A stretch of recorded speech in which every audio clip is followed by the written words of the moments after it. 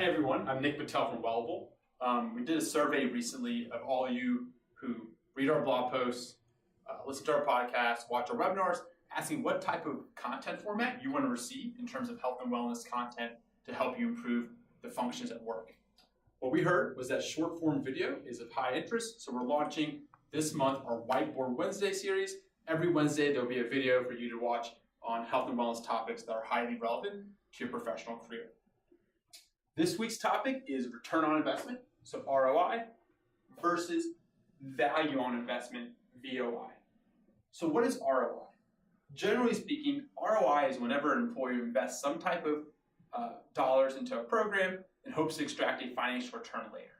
In the context of wellness programs, it means investing dollars early on in terms of the health and wellness of your employees and hoping to eventually extract lower healthcare costs in the future, perhaps lower premiums, things like that. So you invest early, you're in the red, and then later you receive more dollars in terms of savings, and that's how you extract real value from your program.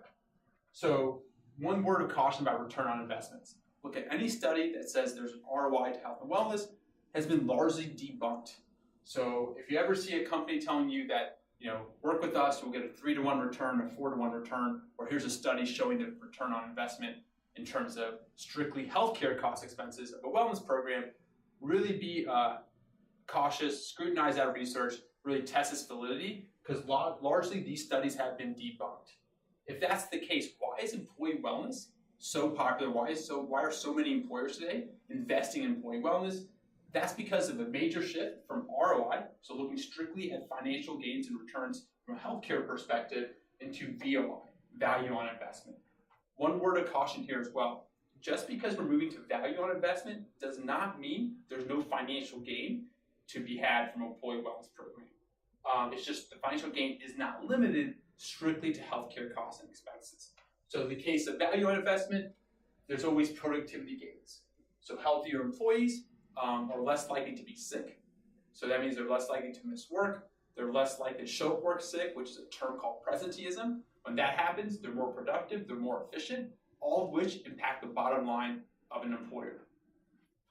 Healthier employees are also more likely to retain employment at that company. So as employers invest in terms of professional development into their employees, help them build the necessary skill sets to make their jobs easier, help drive the bottom line of the employer, you don't want those employees to leave and go work for someone else.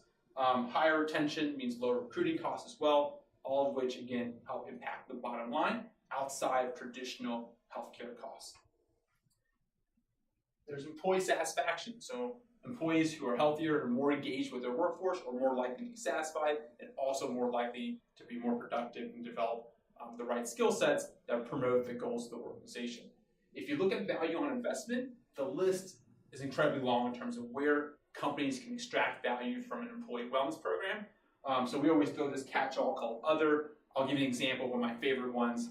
It's an example of Metro Nashville Public Schools.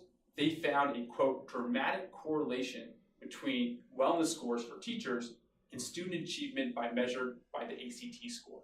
So what that means is healthier employees, that was driven from the wellness program, found that those teachers had students achieving higher ACT scores. So if you really think about the business of a public school district, it's about preparing and educating students for the future. A good metric to measure that success is a standardized test score like the ACT.